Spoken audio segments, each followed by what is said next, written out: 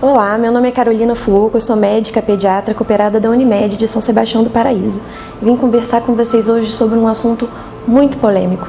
Há pouco mais de um ano, nosso mundo inteiro está vivendo uma pandemia de um vírus inicialmente desconhecido, que tem alta mortalidade e causou muito medo e pânico em todo o mundo.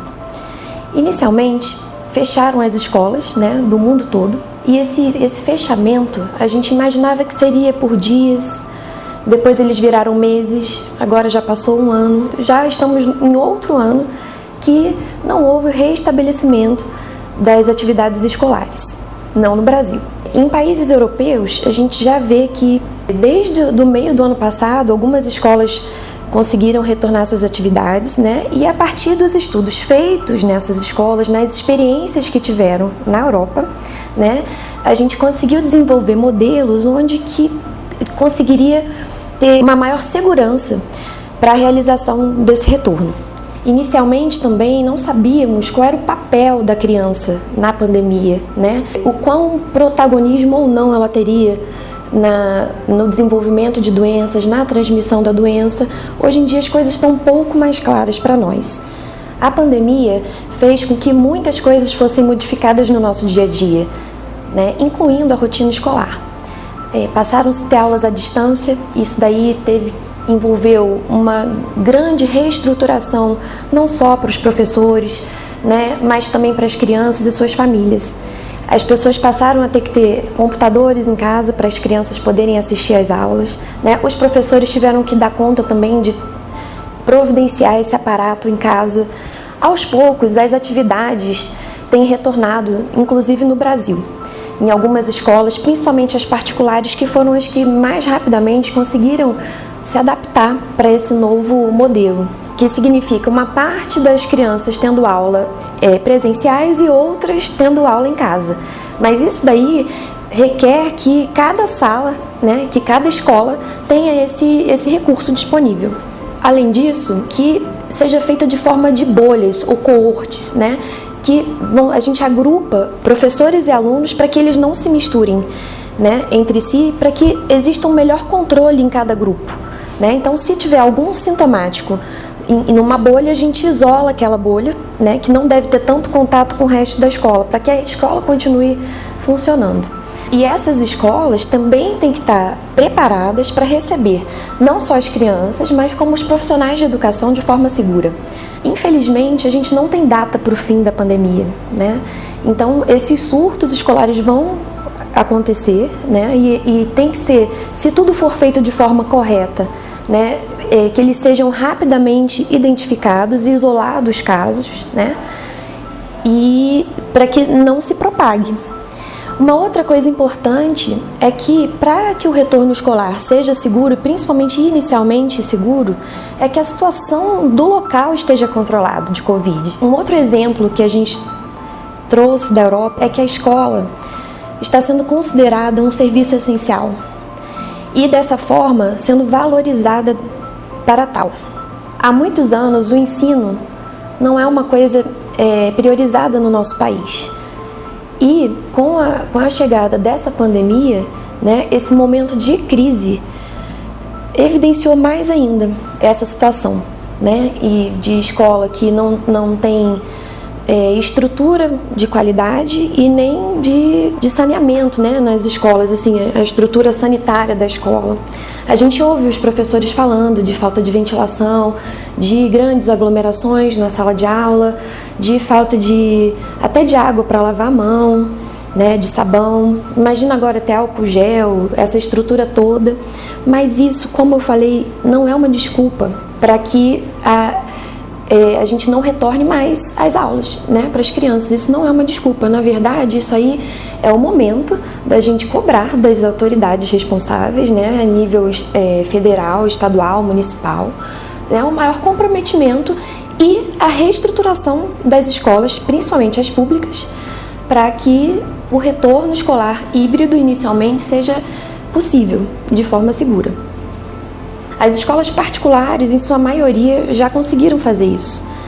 A gente sabe que mesmo o ensino à distância aumentou mais ainda a desigualdade entre as crianças brasileiras, que nem todas têm a condição de ter uma internet de qualidade, uma tela de qualidade em casa para conseguir acessar o ensino. Fica aí a nossa cobrança, a importância da escola para o desenvolvimento, não só da criança naquele momento, mas para a sociedade. A gente não sabe o quanto a gente vai ter de problemas no futuro por esse atraso, por essa pausa, né, no ensino.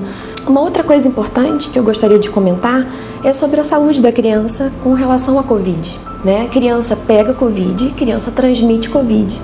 Ela transmite menos e, graças a Deus, as formas são muito mais leves, na maioria das vezes muito leves e assintomáticas. A mortalidade de Covid no mundo está em torno de 1% e de internação de 2 a 3%. Aqui mesmo na nossa cidade a gente não teve nenhuma internação por Covid em criança. Né? Ou seja, a criança não é, como eu falei, um protagonista dessa doença. Ela, graças a Deus, não fica com formas graves na maioria das vezes. As formas graves existem, inclusive documentadas no país. Elas existem, não é que não existe o risco. Mas a gente viu também que esse afastamento escolar, que as doenças virais diminuíram muito. A gente sabe que a escola é o local que as crianças pegam as viroses, não é mesmo? Né? Então isso aí a gente viu que diminuiu demais nos pronto-socorros, né? As internações de pediatria diminuíram. A gente sabe, o isolamento social fez muito mal para as crianças, né? Não só o estresse de ficar isolado, de não brincar com seus pares, né? Um estresse que pode virar um estresse tóxico, né? Influenciou muito no emocional das crianças. A gente tem visto maior necessidade de encaminhar a criança para psicólogo, criança voltando a ter retardo dos marcos do desenvolvimento. Então, por exemplo, uma criança que já dormia bem no próprio quarto tem insônia, tem o sono agitado, volta a ter a enurese, né, que é fazer xixi na cama. Então a gente viu que as crianças sofreram muito com isso. O afastamento também causa doenças. A saúde é um bem-estar não só físico, mas social e mental. Em boa parte do país, as escolas já voltaram. Isso é uma realidade, é um problema que a gente tem que encarar de frente, né? Tomando todas as medidas de precaução para que esse retorno possa ser seguro. Ele pode ser seguro, é difícil, mas ele pode ser seguro. As sociedades de pediatria de todo o país elaboraram algumas orientações, né, que o pediatra pode passar para as famílias para ajudar esse retorno escolar. Pensando na hipótese da criança ter retornado à escola, então vou mandar meu filho para a escola. Quais são os cuidados que eu, como mãe, tenho que ter para que o meu filho não seja um risco para as outras crianças e que ele também seja protegido da mesma forma e não correr esses riscos? Né? Então, por exemplo, qualquer sintoma respiratório, mesmo que seja só o narizinho escorrendo, um espirro, alguma coisa que você ache que pode ser uma alergia, que pode ter sido o tempo, mas esses sintomas, os mínimos possíveis, eles são passíveis de ser Covid em criança. Então, qualquer sintoma respiratório, mesmo que seja mínimo, você não pode mandar o seu filho para a escola.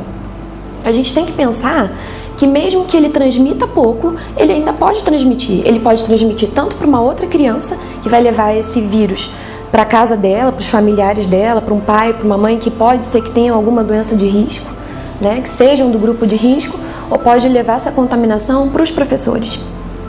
No caso da criança ir para a escola e lá eles perceberem que a criança está espirrando, está tossindo, está com diarreia, está com algum sintoma, essa criança tem que sair imediatamente da escola. Então, os pais que mandam as crianças para a escola têm que estar prontos para ir buscá-la se ela apresentar algum sintoma. A criança com contactante suspeito de Covid ou com parente, com pessoas em casa com sintomas gripais, não deve frequentar a escola. Uma outra coisa importante é que essas aulas presenciais inicialmente são para crianças que não fazem parte de nenhum grupo de risco. Então, se a criança faz parte de grupo de risco ou mora com alguém de grupo de risco, ela não deve voltar às aulas presenciais ainda. É importante reforçar em casa as medidas de prevenção da doença com a criança, que ainda continuam sendo basicamente as mesmas, né? Lavagem de mãos, né? Não compartilhar coisas, uso de máscaras, essas coisas são muito importantes. Aliás, assim, nos países que consideraram a escola como um serviço essencial, que não vai fechar mesmo em momentos de piora da situação da pandemia no local, Pensa-se, inclusive, em usar todo o material de EPI para os professores, para que eles continuem mantendo a aula presencial, da mesma forma que os médicos, né, a máscara, o óculos e o face shield e toda essa proteção. Uma outra coisa que é importante também é que os professores reforcem os cuidados, porque muitos surtos que aconteceram na Europa foram decorrentes da contaminação que acontecia nas salas de reunião dos professores, né? Às vezes o uso de banheiro ou algum momento que a gente perca esse cuidado. Retorno escolar. Estamos preparados para os problemas impostos? O não retorno escolar. Estamos preparados para os problemas impostos? Se você tem ainda alguma dúvida sobre Covid, a Unimed Brasil fez uma página com esclarecimentos, com informações e com atualizações sobre a doença. O link vai estar na descrição do vídeo. Muito obrigada. Para mais informações como esta, sigam a Unimed Paraíso nas redes sociais.